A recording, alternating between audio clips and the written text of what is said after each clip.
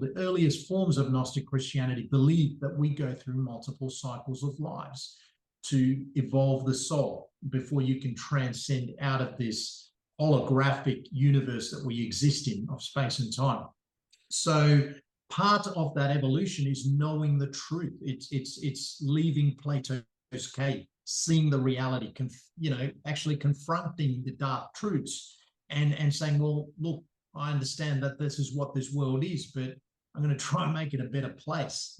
That's if more people in society thought like this, Andrew, I don't think we would have the issues that we've got now. People are numb. People are mindless to these concepts. It's very easy for them to poo-poo the idea of a soul or a consciousness, but the reality is they just simply haven't thought about it deeply enough. When you say that, because it is so easy to be numb. Pink Floyd did a great job, didn't they? Comfortably numb. I have become comfortably numb, and I guess you could say the vehicles of delivery of numbness is television's great. Don't get me wrong, but just potentially the volume and the quality of things that we watch can keep me numb and maybe keep me in the cave. It's a great delivery. Or the phone, my goodness, that little rectangle that people carry around in their pocket. That is a perfect vehicle. Yeah, numb, and not even that idea of questioning society, but questioning myself. That sometimes people, I find, and I'm one of them sometimes, silence and to be able to hear the things that you would say to yourself when you're not being distracted can be very confronting. Absolutely. So I wrote this morning, actually, in my blog, I said, if you're a man that's trying to understand the nature of reality, you look outside yourself, right, at the environment around you. But the theory of quantum physics, right, and consciousness tells us that we basically create our environment. It is not till we observe it does that reality become a reality. So really, if I'm trying to understand the nature of reality, don't study everything around you. Well, you create that by observing it. Really, you've got to look at the observer. You've got to look at yourself. You've got to look at self. So really, understanding reality is just understanding yourself.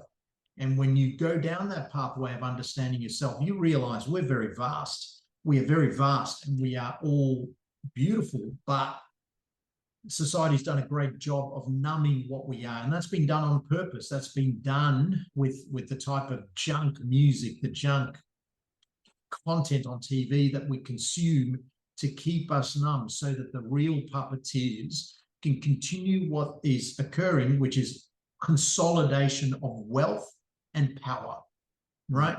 And that's what's occurring. It's consolidation of wealth and power whilst everyone is asleep, chained to the cave, watching these images play out on the cave through TV, media, and all the other junk that we're fed. Hey, don't get me wrong, the phone can be a distraction, but it can also be a library, vaster than the libraries of Alexandria. I mean, you've got so much information there, you've just got to be able to use it the right way. It's like a stone axe in the hands of a caveman could bloody his tribesmen and kill them, but at the same time, it could kill an animal that could sustain the tribe for weeks. So it's all about the tool maker that wields the tool. Yeah. Part of what you're saying just then, also when we talk about you create within, go within, you create within. Sometimes, you know what I mean. If I take ownership of, let's say who I am and where I am right now and where I'm going, sometimes that can be really scary as well, because sometimes, I have goals, Andrew has goals, and I haven't achieved those goals. And then for me to take ownership on that is a little bit confronting as well. So I'm sure that, and I'm diving in and I'm speaking to you, and you're a gastroenterologist, but yet there's so much more depth on what, and we haven't really spoken about medicine so much at all, because it's such a bigger picture that you're bringing to it. And then, so from this, it's almost like a sidestep, Pran. Within your practice, do you have counselors, psychologists? Because you say that to me, and I literally go, and I believe, we all have ownership of where we are and where we're going, but that's tough. That's a tough road. And sometimes when I hold a mirror up to myself, it's easy for me not to like what I've achieved and what I've become, even, you know, whoever.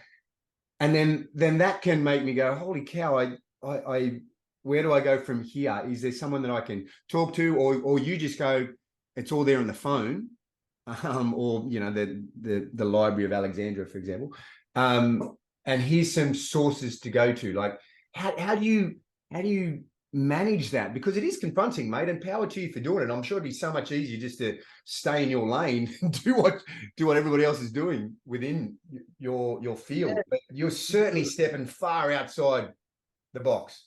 Yeah, I think it's necessary too. I think I'm compelled to do it.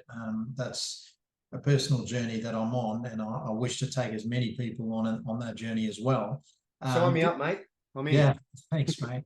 Viktor Frankl, he had a brilliant quote. He said, "Between stimulus and response, there is a space, and in that space is fundamentally, and I'm paraphrasing here, is the choice to do what you want to do." He's talking about free will, right? We've got free will within this game that our soul is playing, whilst we inhabit this body of Pran and the body of Andrew.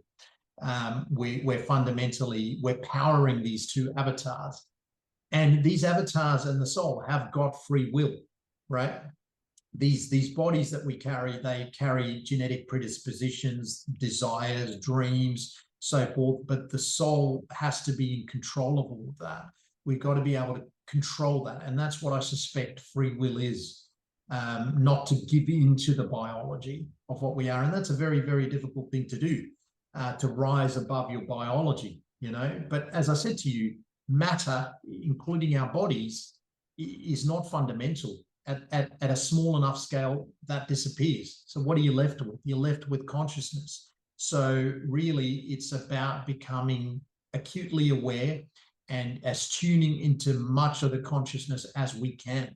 And this is what the ancient masters in Buddhism and Hinduism achieved through meditation, that they tuned out so much, right, through a process of slowing down their brain or achieving a specific frequency in their brain where they no longer were themselves. They tuned into the one consciousness, which I suspect ancient man called God.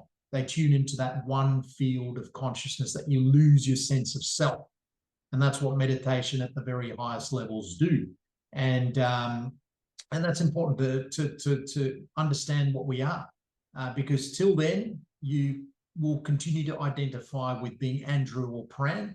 If you identify too strongly with the body, then you're very much trapped in this realm, which sadly we've got parasites that have taken over, the puppeteers of society. You dance according to their tune.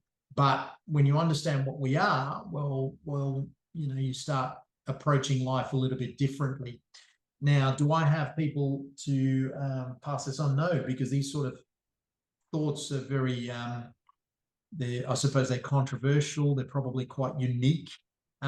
So I just try and build trust with my patient over time, and yeah, we get into it. Some are ready to go on that trip. A lot aren't. Most aren't. So that's their free will that allows them to make that decision.